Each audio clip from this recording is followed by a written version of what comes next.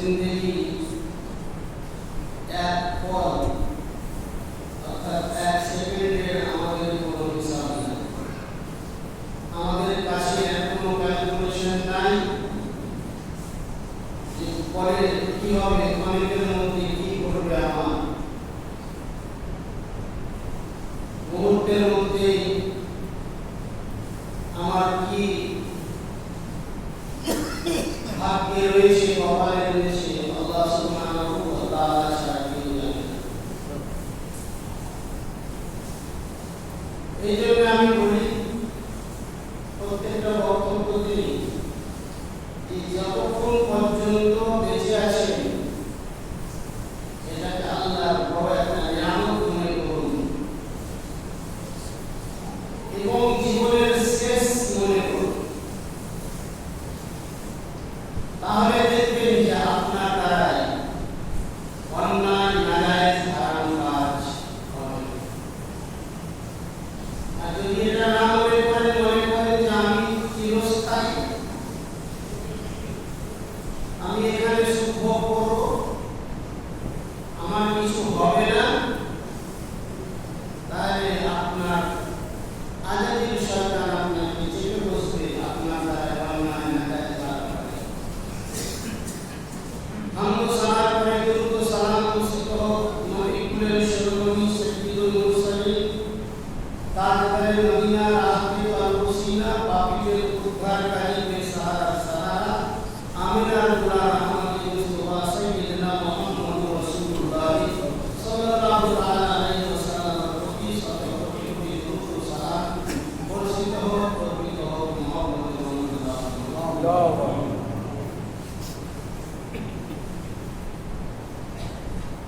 আলোচনা পর্ব ছিল ঈদুল আযহা, যে কোরবানি সম্পর্কে।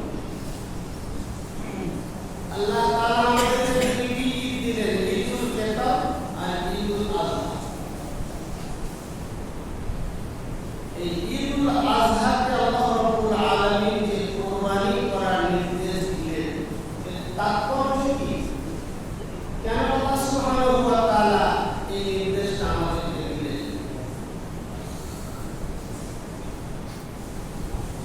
হযরত ইব্রাহিম আলাইহিস সালাম যে উদ্দেশ্য নিয়ে কুরবানি করেছিলেন, ওই উদ্দেশ্য আমাদের মধ্যে থাকে, তাহলে আমাদের কুরবানি করাটা সফল হবে। কি উদ্দেশ্য নিয়ে কুরবানি করেছিলেন?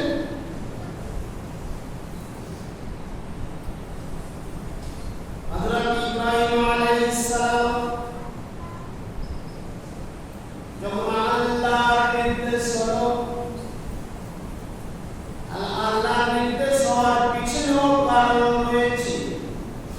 আজাদির শয়তান বলল, আল্লাহ তাআলা ইব্রাহিম নবীকে আপনি খুব ভালোবাসেন, কিন্তু ইব্রাহিম নবী আপনাকে ততটা ভালোবাসে না। বলে কেমন করে? বলে আমি যতটা জানি, আজাদিন বলছে আমি যতটা বুঝেছি, ইব্রাহিম নবী তার সন্তান ইসমাঈলকে বেশি ভালোবাসে। আর নিয়ম হলো নিজের জান মাল সব চাইতে বেশি আমার আল্লাহকে ভালোবাসতে হবে। আল্লাহর হুকুমের সামনে নিজের জান মাল কুরবান দিতে হবে। নিজের জানের পরোয়া করতে হবে না, নিজের মালের পরোয়া করতে হবে না। কিন্তু দেখা যাচ্ছে আজাদির শয়তান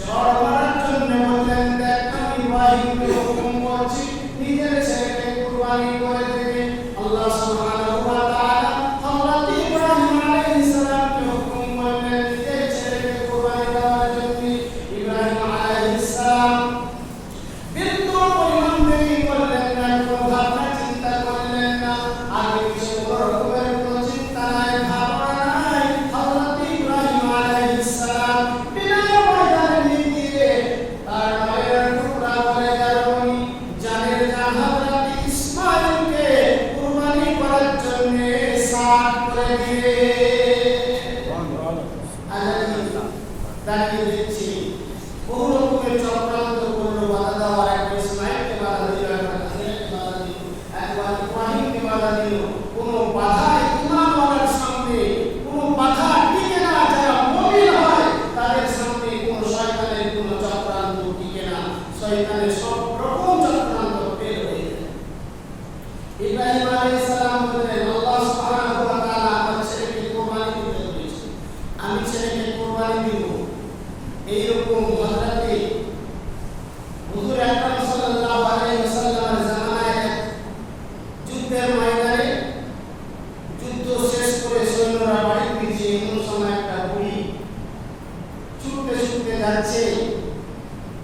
বুড়িকে বলে, সৈন্যরা ফিরে আসছে, সাহাবারা ফিরে আসছে, বুড়িকে বলছে, বুড়ি মা, আপনার ছেলে যুদ্ধের ময়দানে শহীদ হয়ে গেছে।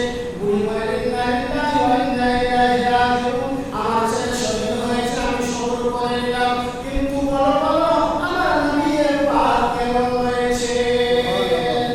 আবার কিছু দূর এগিয়ে গেল, বুড়িকে বলে, বুড়ি মা, আপনার স্বামী যুদ্ধের ময়দানে শহীদ হয়ে গেছে।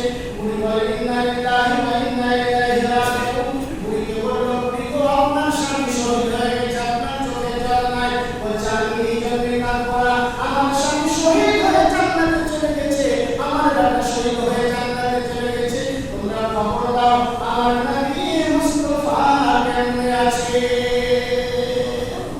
বুড়ির প্রেম দেখেন, ভালোবাসা দেখেন, নিজের ছেলেকে ইসলামের জন্য শহীদ করে দিল, নিজের স্বামীকে ইসলামের জন্য শহীদ করে দিল। বুড়ির চোখে এক ফোঁটা জল নাই, কোনো রকমের আফসোস নাই, কিন্তু আমার নবীর খোঁজ নিতে ছাড়েন না। এটা ইসলাম শিক্ষা দিল। ইসলামকে জিন্দা রাখার জন্য নবীর সঙ্গে মহব্বত কেমন হওয়া যায়, কোরআনকে জিন্দা রাখার জন্য কেমন মহব্বত হওয়া যায়, সর্ব জিনিস যদি লুকিয়ে নবীর মহব্বত পাওয়া যায়, নিজের জান মালকে কুরবান দিয়ে দাও, আমার নবীর গোলাম হয়ে যাও। সব কিছু কুরবানি দিয়ে আমার নবীর গোলাম যদি তুমি হতে পারো, তুমি কামিয়াব হয়ে যাবে, তোমার কুরবানি কবুল হয়ে যাবে।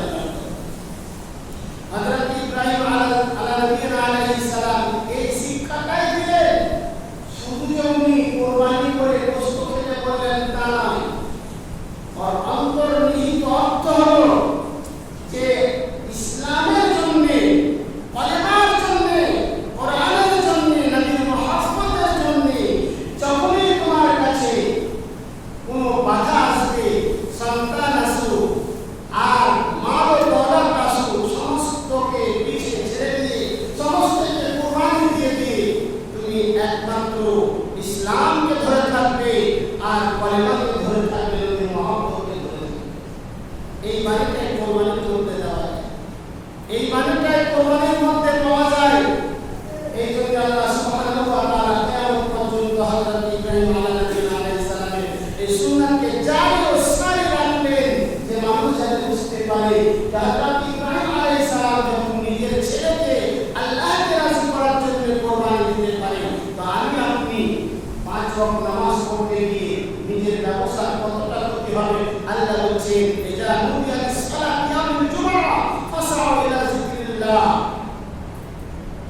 যখন মুয়াজ্জিন আযান দিবে নামাজের জন্য, তুমি আল্লাহর জিকিরের জন্য নামাজ পড়ার জন্য আসো। ফাইদা কুদিয়াতিস সালাত ফান্তাশিরু ফিল আরদ। যখন নামাজ পড়া হয়ে যাবে, তারপরে তুমি আবার নিজের কর্মস্থলে চলে যাও, আল্লাহর রহমতের বৃষ্টি তোমার উপরে বর্ষণ হবে। তো এইটুকু তো আমরা ত্যাগ স্বীকার করতে পারলাম না, কুরবানি দিতে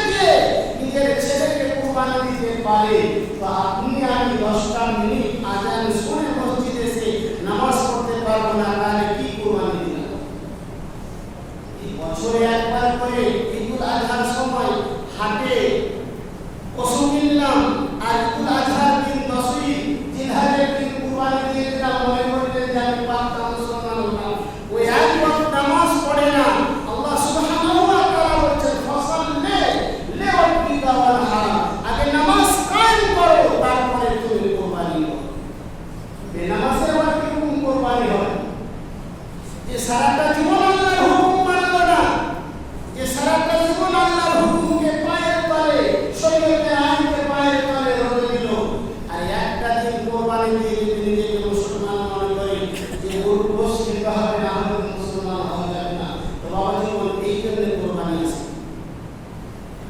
রাসূলুল্লাহ সাল্লাল্লাহু তাআলা আলাইহি ওয়াসাল্লাম যে আদর্শ আমাদেরকে দিয়ে গেলেন, যে হাদিস যে মানে আমাদেরকে দিয়ে গেলেন, তার খাপে রয়েছে, তার একটা কারণ রয়েছে, এমনি এমনি কোরবানি আসেনি।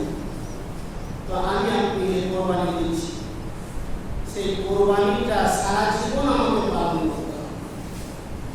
ঈদুল আজহার দিন আপনি বললেন কি কোরবানি দিনে কোরবানির জানোয়ারটা হালাল করলেন, গোশত মাংস সবই খেলেন, তবু আল্লাহ রেখে দিচ্ছে আপনার ইমানের উপরে ভিত্তি করে। এইরকম কোরবানি আপনার জীবনে প্রত্যেক দিন হবে, আপনার ব্যবসার ক্ষতি হবে না। আপনি নামাজ পড়তে আসেন, আল্লাহ বলছেন আমি তোমার ব্যবসাকে রহমত করব। আমরা পাচ্ছি না, তাহলে বুঝতে হবে আমরা এখন কোরবানির মানে বুঝি, কোরবানির কি জিনিসের মানেটাই বুঝতে পারিনি।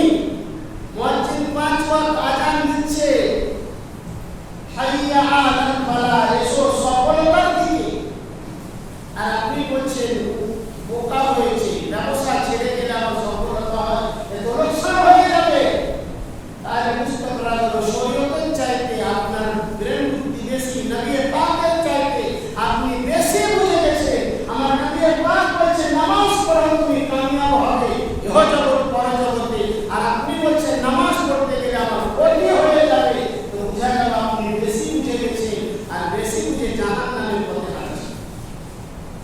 কোরবানি অত সহজ না। হযরত ইব্রাহিম আলাইহিস সালাম নিজের ছেলেকে কোরবানি দিয়েছিল, আপনাকে ছেলেকে কোরবানি দিতে বলা হয় না। 10টা পরে মিনিট 5 ওয়াক্ত 50 মিনিট সময়, এই 50 মিনিট সময় 24 ঘন্টার মধ্যে যদি আপনি আল্লাহর রাস্তায় কোরবানি না দিতে পারেন, নিজের স্বার্থে আপনি যদি জড়িত থাকেন, তাহলে বুঝতে হবে আপনি কোরবানির মানেও বোঝেননি, আর আপনি কোরবানি আপনার কোরবানি করাও হয় না। ব্রাদার মিল্লাত ইসলামিয়া, ইসলামে যে কোরবানিটা প্রচলন হলো, আল্লাহ যে কোরবানি করতে বললেন, কেন করতে বললেন এটা বুঝতে হবে।